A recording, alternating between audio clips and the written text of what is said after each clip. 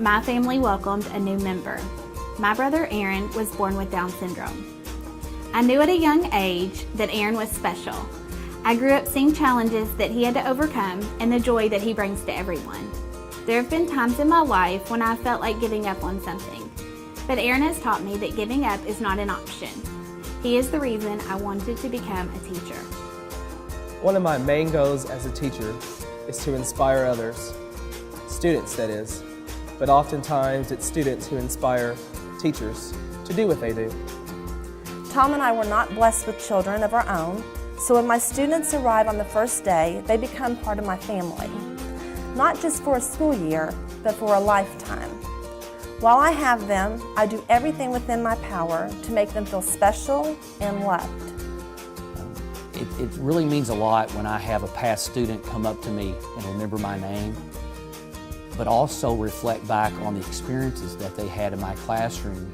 Not only what they learned, but more importantly, the values that they gained from our relationship together.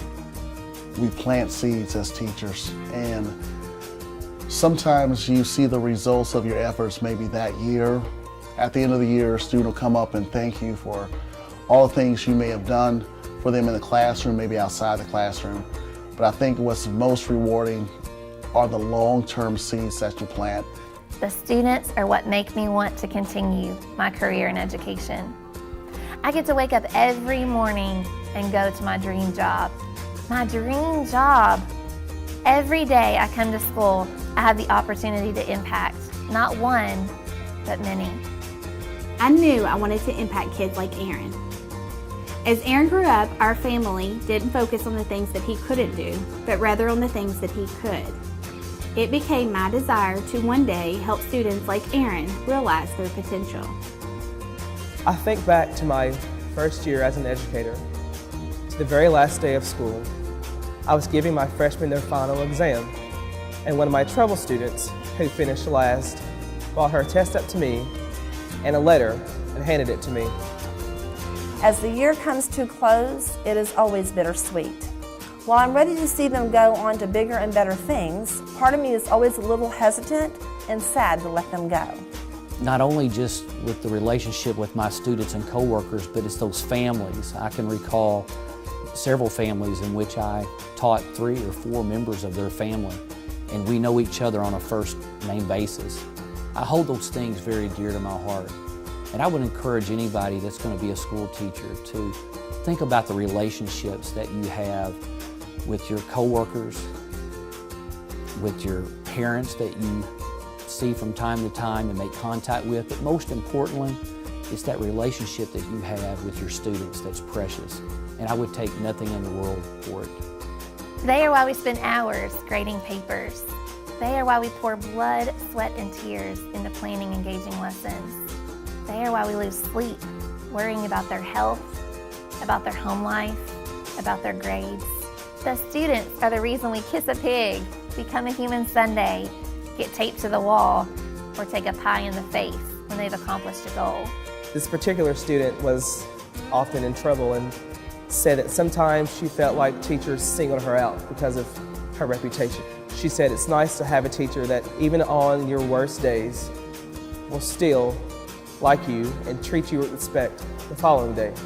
And also, in addition, to see other teachers inspiring other students. It's not just me, it's the teachers in your building that make a connection. Where you may not make a connection, they make one as well. But over the years, I've realized that if you have a good relationship with these students and their families, they are never truly gone. As I found out in 2013, when I was told I had stage 3 ovarian cancer, as well as 2 different types of thyroid cancer. I don't have to tell you that day was a real bummer. Have no fear, God knew what He was doing. He showed me that all those years of teaching meant so much to so many people. I can't imagine having not been in the classroom and built those relationships for the last 23 years. Education is the most influential, challenging, exciting, and rewarding careers. Is it exhausting? Yes. Do I want to cry some days? Yes. Do I actually cry on the really tough days? Maybe. But do I love my students? Yes. Do I love having the opportunity to teach them something new each and every day? Yes. One of my students hasn't initiated conversation in the past, yet I walk into school every morning and hear her tell me, "Good morning." To most people, those are only 2 words, but they mean so much because she has come so far. Hearing her speak those words inspires me. Being verbal is not always easy for her, but she continues to communicate more and more. She gets so excited walking to our classroom and often says, "I am happy." She thanked me for always being kind, that my kindness rubbed off on her and others. Students and their families, past and present, joined together to raise me up. Emails, phone calls, cards, well wishes, and lots of encouraging smiles saw me through a very traumatic time in my life. I had made a difference. At a time when my career is winding down, I have been rejuvenated to continue to do what I love. And I can recall many young teachers who once were in my classroom as students. And I think about that sometimes, that what I've been able to do in my ability to be their teacher, but not only to have a relationship with them, it has actually been an influence on their career and what they do now. So I think it's the total overall educational community, how our job is to empower, but at the same time is to plant those seeds, not only that may take root today, but may take root tomorrow as well.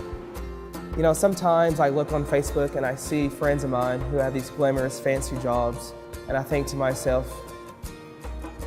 I want a job like that. But when I think of that last day of my first year teaching and that student, I realize that I have a fancy and glamorous job after all, inspiring others. And that is enough. Well, that's enough to inspire me.